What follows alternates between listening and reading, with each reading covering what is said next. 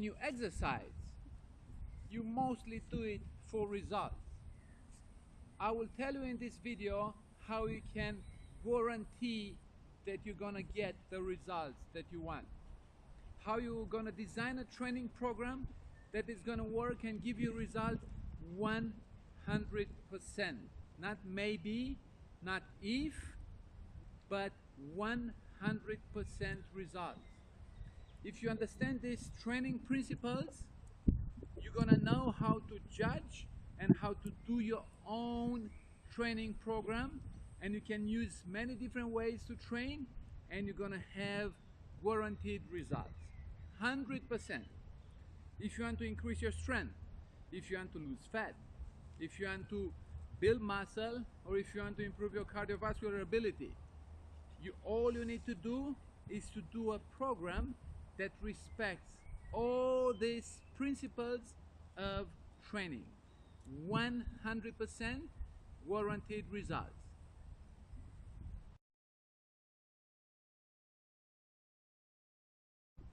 The number one principle for training is the overload principle, or other people know it as the intensity principle.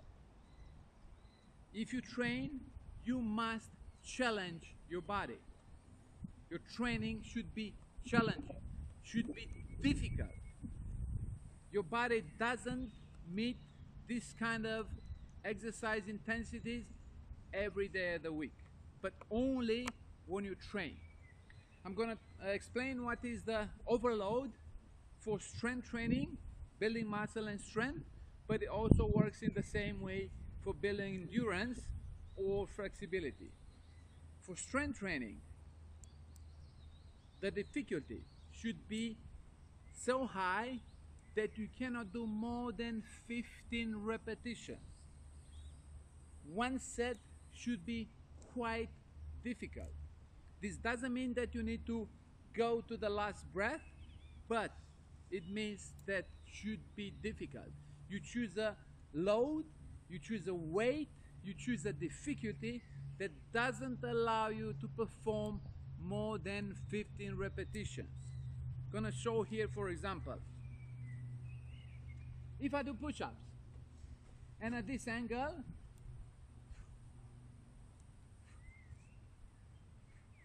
for example, I can do 30 repetitions. This means that this difficulty is too easy for me to make any improvement. What I need to do is to adjust the difficulty to make it so I cannot go more than 15 repetitions. A set should look more like this.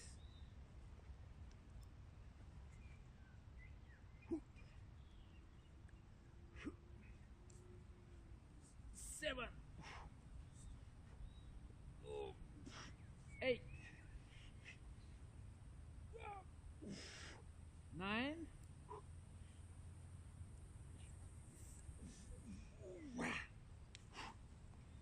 10.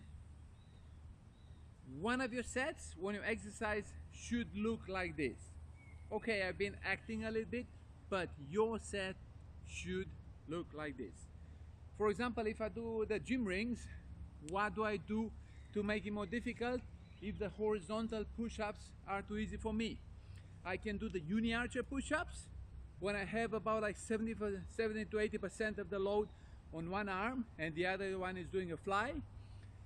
I can have an extra weight, someone pressing on me and being on my top. For example, I'm my kid. I can hang a weight behind my head, or I can wear a vest, or I can do the single arms push-ups. Number one principle, overload, intensity. Your training must be challenging, and your sets generally gonna be between 2, 3, 4 repetitions. If you want to mostly improve your strength, 2 to 5 repetitions for strength. And if you want to build muscle mass, generally you're gonna use between 5, 8, 10, up to at most 15 repetitions per set with the load a difficulty that allows you to perform that number of repetitions. Intensity overload.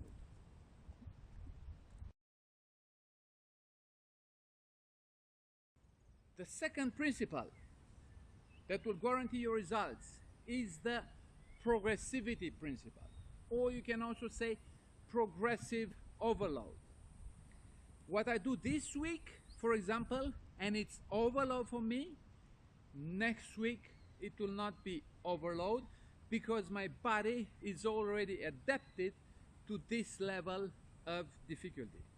So for example, if I use a barbell, first week I'm going to use 20 kilos for an exercise. The second week I'm going to use 22.5 kilos for the same exercise. Third week 25, 27.5, and I'm going to keep on growing continuously, especially for the first 1 or 2 years. You should aim to improve your load and difficulty every single week. For gym rings, for example, this week I choose this kind of angle and I do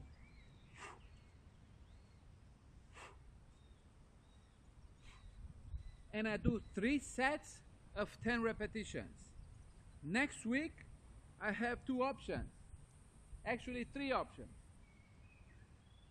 I stay at the same difficulty, but I do 4 sets of 10 repetitions. Or I do 3 sets of 12 repetitions. Or I move backwards a little bit and do the same 3 sets of 10 repetitions, but at a higher difficulty. Progressive overload. You should be obsessed with increasing the intensity of your training sessions every single week.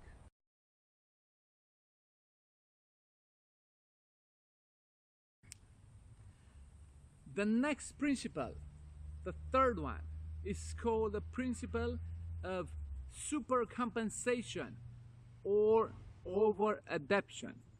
For this one, I'm gonna use the following graph to make it very clear to you. This graph shows how people improve as a result of training. On vertical, we have the physical ability, while on horizontal, we have time. You need to consider this graph for whatever you're training. If you do full body training, this is going to show your full body training, your full body ability progress. If you do chest training only, this kind of graph will also be relevant for your chest development, strength or muscle mass. If you train cardiovascular ability, for example, running, this is going to show the improvements for your cardiovascular ability. So, we're talking now about strength training. When you start training, you're going to start at base point, A. First training session, for example, like 50 minutes or an hour and a half from A to B. During the first training session, your physical ability decreases. It's obvious that during the training, you spend your energy resources, your muscle fibers become exhausted as a result of effort, and your physical ability decreases. You go home here at B, training ends, and you go home and you start to recover. You eat, you sleep, you drink water, and you start to naturally recover. If your training doesn't have overload, you only recover up to the point C, which is the base point.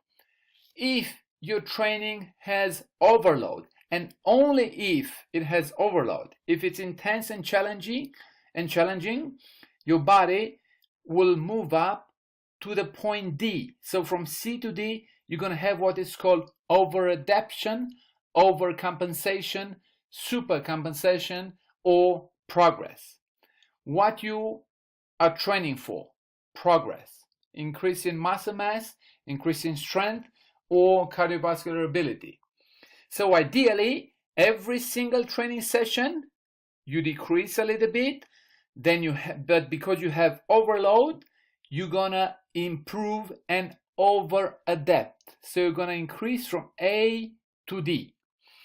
Ideally, the second training session is going to repeat exactly at the highest point in your overcompensation, which is D, and follows the same pattern as the first training. So the result will be you will be at a higher level, point E, and then point F, and then you're going to follow a linear progress. So what you need is every single session should have overload or high intensity, should be challenging, otherwise you're not gonna have a progress. And then you need to have an optimal frequency, so you repeat the second session at the highest point of your over adaptation. Here are some possible scenarios that can happen.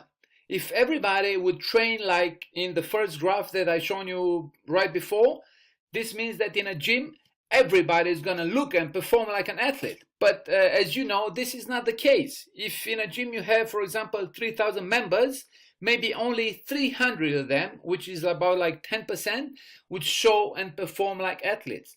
The rest of 2,700 or 90% would not get any significant benefits or results from training. Why this happens?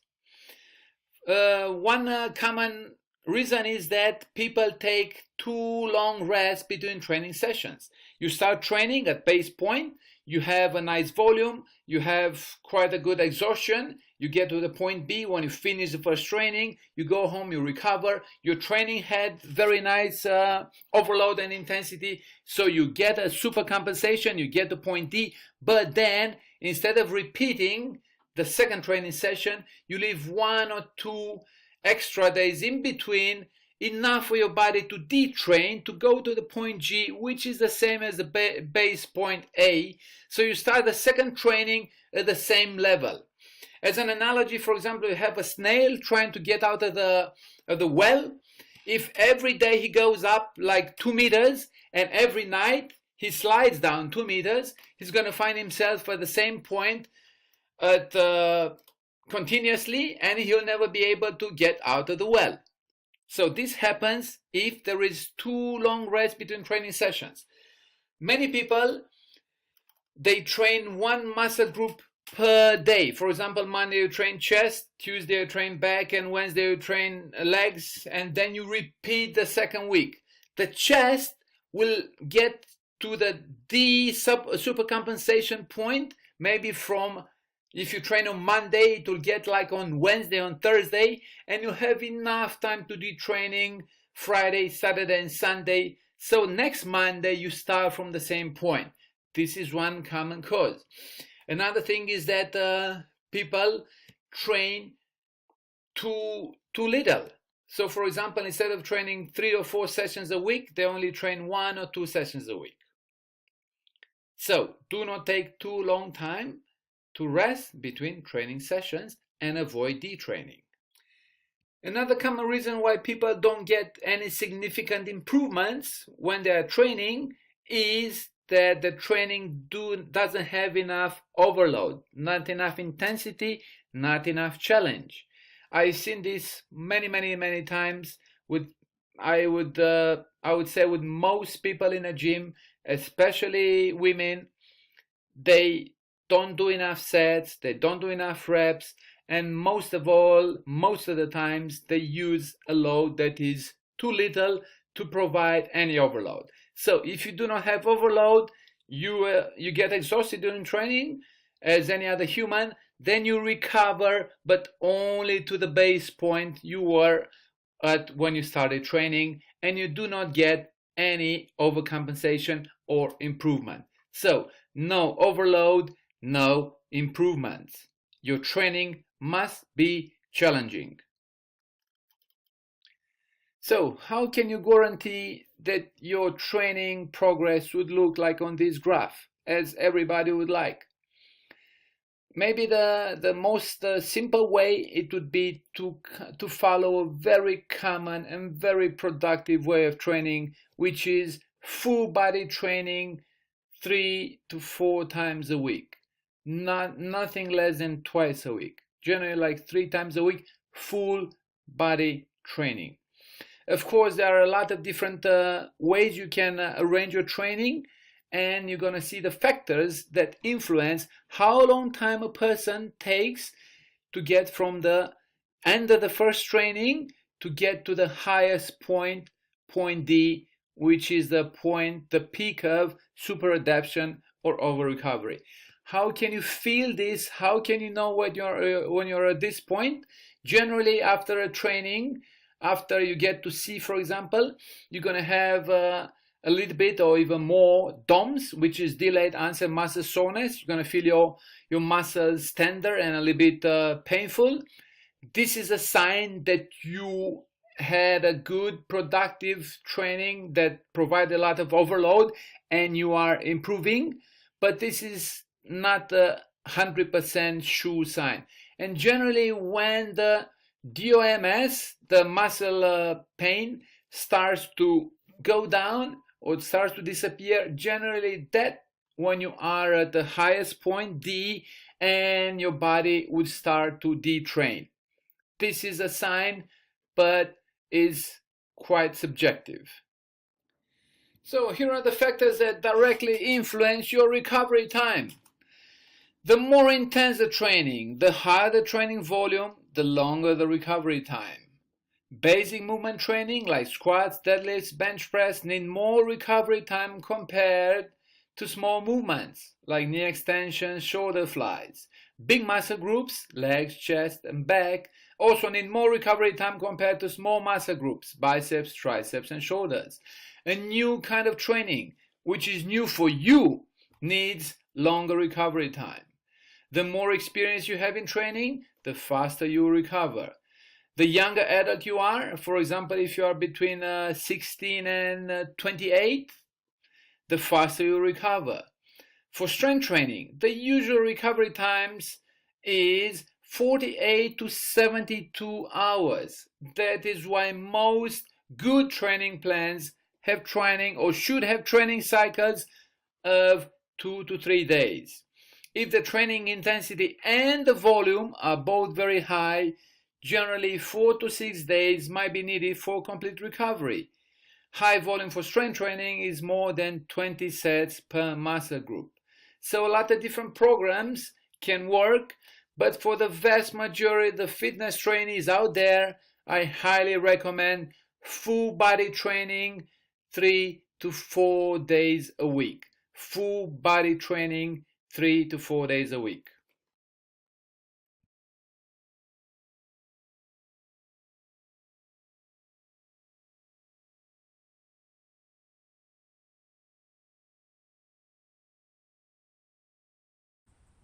The fourth principle, it's called the principle of individuality.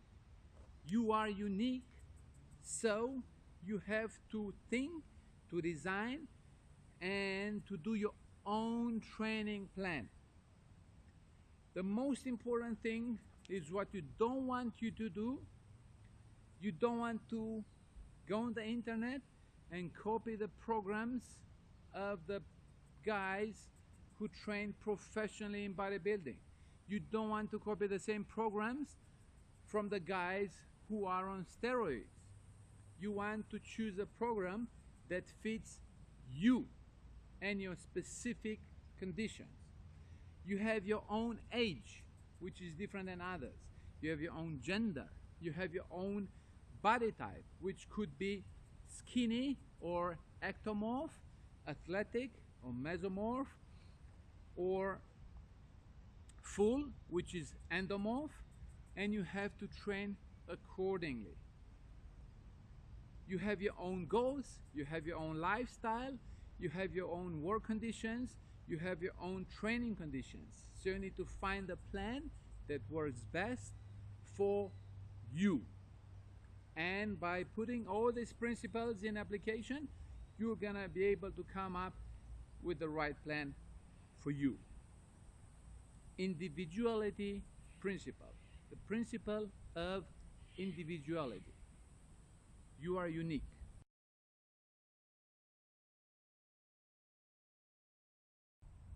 The principle number 5 is called the specificity principle. You have to train according to your goals. You start from your goals and you design your program according to your goals, specifically to reach those goals. For example, you cannot expect to become a better swimmer by running marathons every day. So you need to think that every variable from your training, every exercise, the number of sets, the number of repetitions, the intensity of training, the load that you are using, are they leading towards your goal that you want to get? So everything in your training and in your life needs to follow your goals.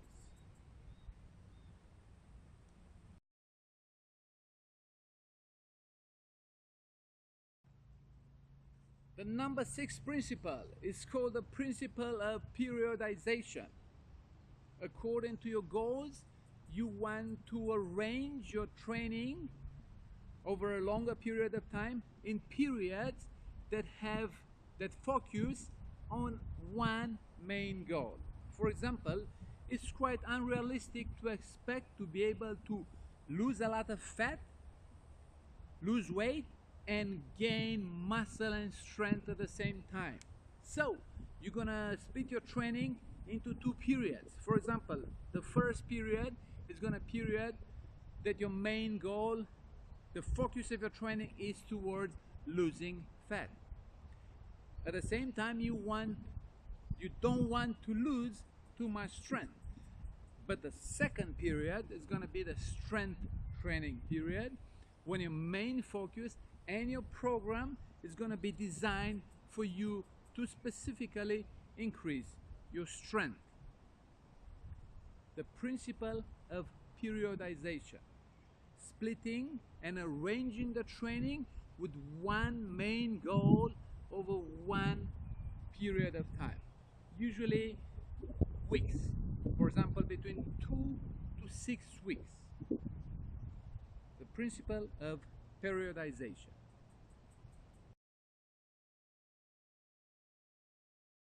The next principle is called the detraining principle. What's about it? You want to avoid detraining at all costs. What is the meaning of detraining? Detraining is when you lose progress. For example, if you train for a period of time, let's say a month or 3 months or a year, immediately after you stop training, your body will start to return to the base point very, very quickly, usually in a period which is 3 times faster than you used in the first place to gain all the progress. If you train for 1 year, you're going to get back to the base point in about 4 months. If you train for 3 months, it's going to take 1 month for you to go back to the base point. But if you start retraining, you're going to reach the same progress peak in a much faster period of time. So you have to avoid detraining at all costs. How to prevent detraining? Obviously, the best way is never skip a training session and never ever give up on your training for your whole life. If you have a very busy schedule, you can increase the intensity of training and reduce the time duration. Even 10 minutes in 10 sessions are very good to prevent detraining. If you have an injury, try to train around the injury instead of stopping training altogether. If you are unlucky and you get an illness, get back to training as soon as possible. If you have no gym, train at home or outdoors using gym rings and kettlebells and your own body weight. Just avoid detraining at all costs.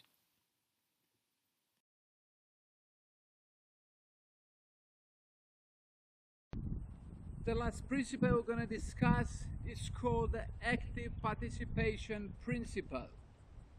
If you want to get good results from training, you must pay attention to everything in your life. You must pay attention to your nutrition. I'm going to discuss this in a separate chapter. You must pay attention to your lifestyle, don't want to abuse alcohol, you don't want to smoke, you must pay attention to your sleep, and you must pay attention to everything else in your life. Active participation. You cannot expect to get good results only by training and not paying attention to other factors that can influence your results, and especially nutrition, rest, and lifestyle. Active participation. If your training respects all these 8 principles that I've mentioned in this video, you're gonna guaranteed 100% get results.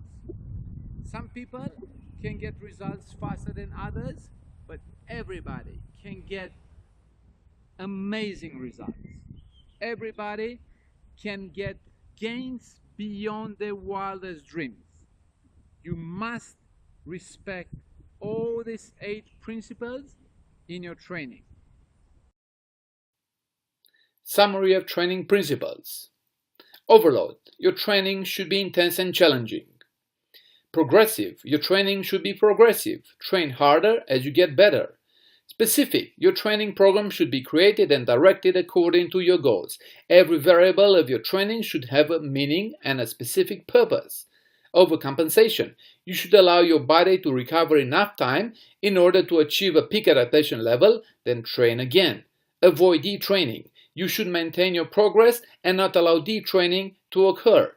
Periodization. You should plan your fitness program on periods, each period with a specific goal in mind. Individual. You should choose the fitness program which is right for you according to your factors, conditions, and goals. Active participation. You should see the complete picture. Proper nutrition, sleep, lifestyle, alcohol, and cigarettes avoidance are a must in order to accomplish your health and fitness goals.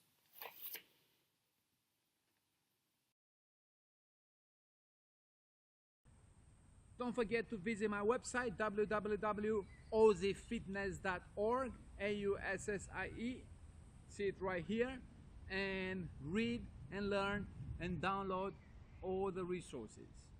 If you have any questions, please leave a comment below and I will endeavor to answer you.